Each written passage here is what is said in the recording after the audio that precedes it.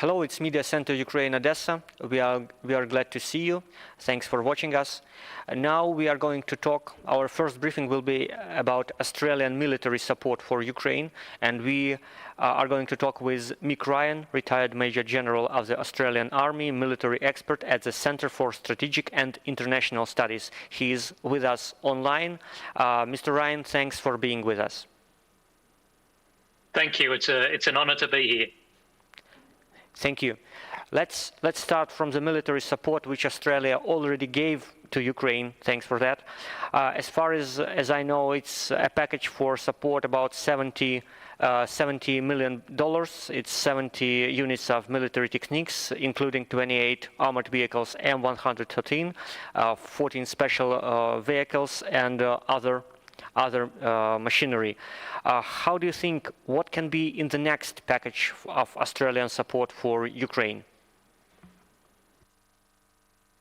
Well, this latest package that was announced in the last 2 weeks is the latest in a series of packages.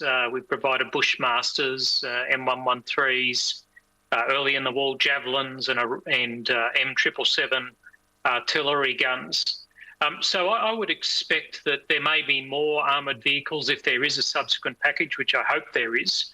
But I'd also hope, and I've been advocating here for thinking more broadly, perhaps partnering with countries to buy additional NASAMS air defence systems. That's a very important priority for the President and the military in Ukraine, so air defence systems.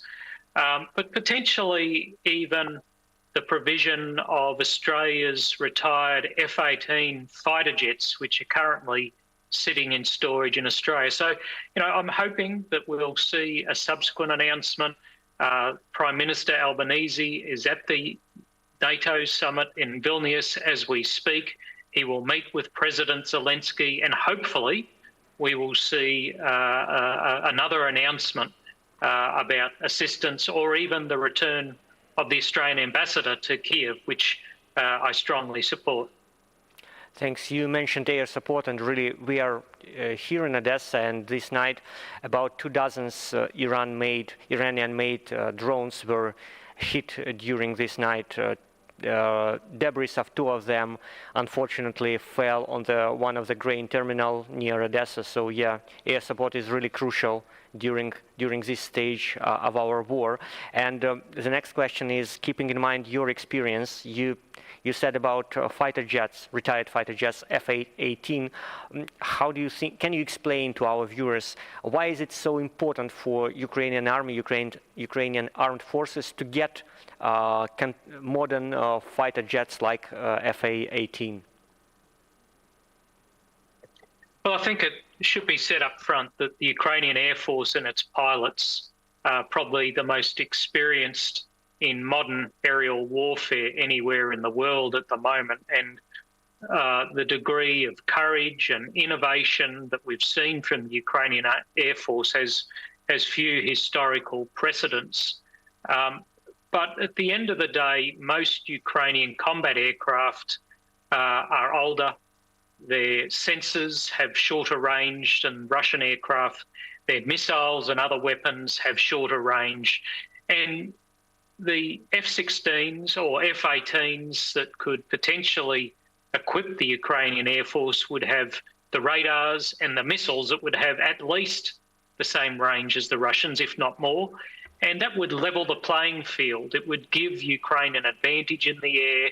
It would push back the aircraft which launch these missiles at Ukrainian cities and kill your citizens. And it would help protect key installations, as well as Ukrainian combat forces on the ground, which are fighting in both the east and the south of your country. So, this would be an important capability. It would give a Ukrainian Air Force, which has all the courage and the pilots that you need, but it would give them the right technology to even the battlefield. By the way, speaking about technology, there were two announcements yesterday that companies from two countries, Germany and Turkey, are going to build some production capabilities on the Ukrainian territory. So we can definitely speak about some military production cooperation between Ukraine and other countries. Well, I would say Western countries, but Turkey is not, at least. But maybe you have some information on some insights about possible cooperation between Australia and Ukraine in terms of production of weaponry, of techniques, possibly modernizing some machinery which is made in Australia. Yeah, I think this announcement with Rheinmetall, which is going to build main battle tanks in Ukraine, is a very important one. At the end of the day, whilst there are still a lot of Soviet-era main battle tanks around, eventually they will wear out or be destroyed and need to be replaced. Western armies have let their stocks run down of modern main battle tanks over the last 25 years. So the only way, really, for Ukraine to re-equip is with these modern main battle tanks that are built new. And I think this new factory will provide a really good capability to do that. When it comes to Australia, Australia is providing other items like unmanned aerial vehicles. Possibly there could be collaboration in production there. But there are also Australian companies in Kiev. As we speak, I visited one when I was in Kiev last, that's providing a variety of cyber security services to many government departments, including the intelligence and security services.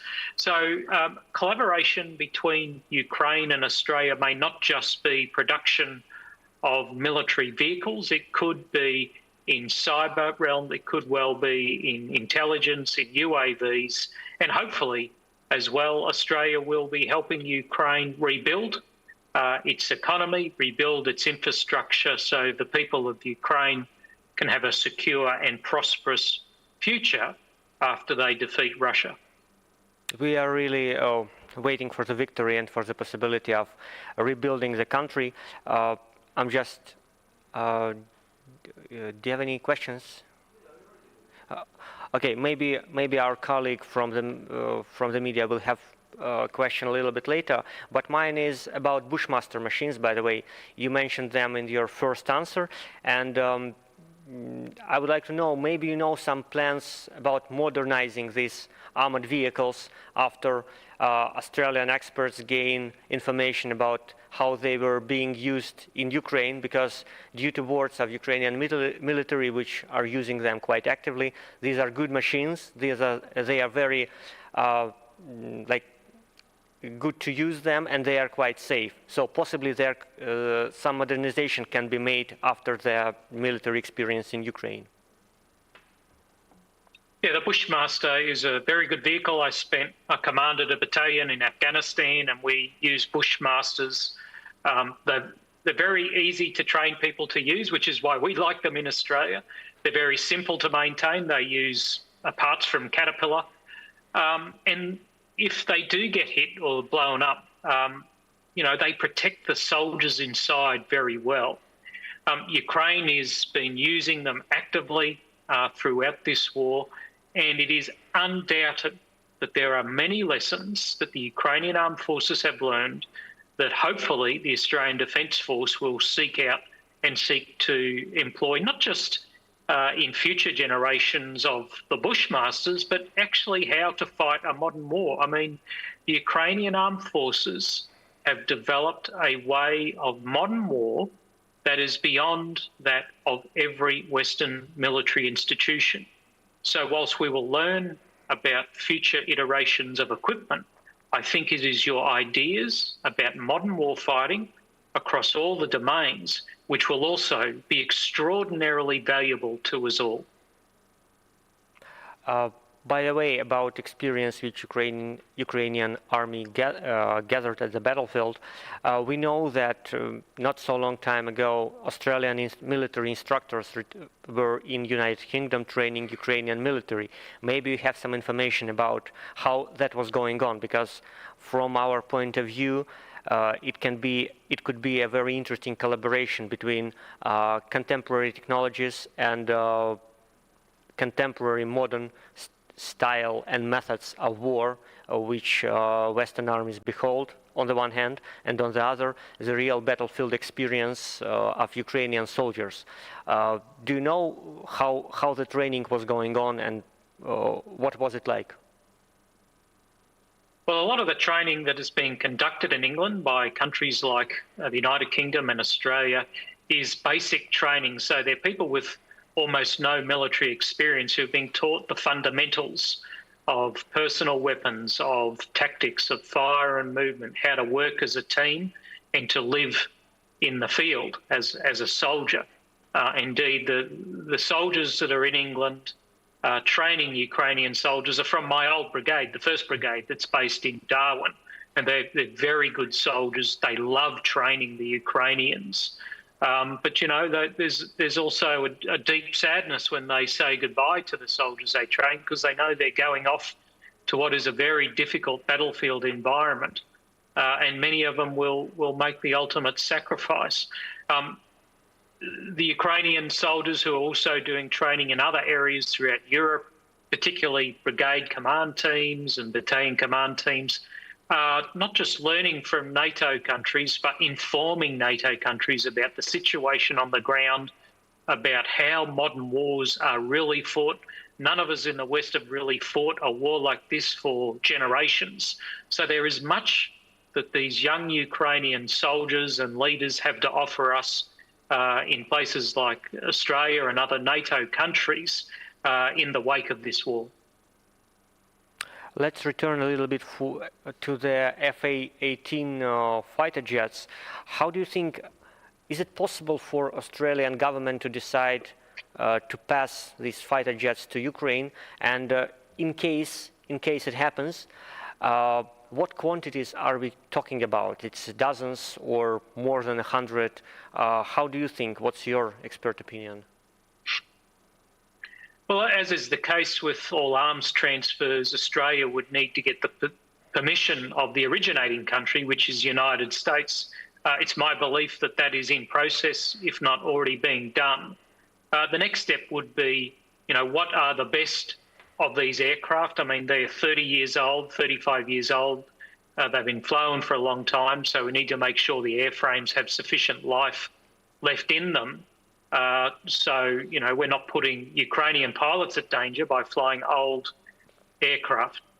My belief is that there are around 40 airframes, and of them, probably half of them have the life left in them that they could fly for a few years in Ukraine, whilst Ukraine waits for F-16s, which are not sitting around waiting to be snapped up by the Ukrainian armed forces, unfortunately. You know, I really do hope that the Australian government gives these aircraft to the government, the people and the armed forces of Ukraine. Getting back the advantage in the air is a really vital priority for the Ukrainian armed forces. It's very difficult to fight on the ground when you don't have control of the air. So, you know, I really do hope in the coming weeks or months we may see some announcement about these aircraft. Thanks. By the way, the rumors were going that possibly Ukraine will invite experienced veteran pilots of air forces of different countries, different Western countries, different NATO countries, to fight for Ukrainian armed forces. How do you think, is it possible? And if it is, how do you think Australian veteran pilots, how actively will they join such possibility?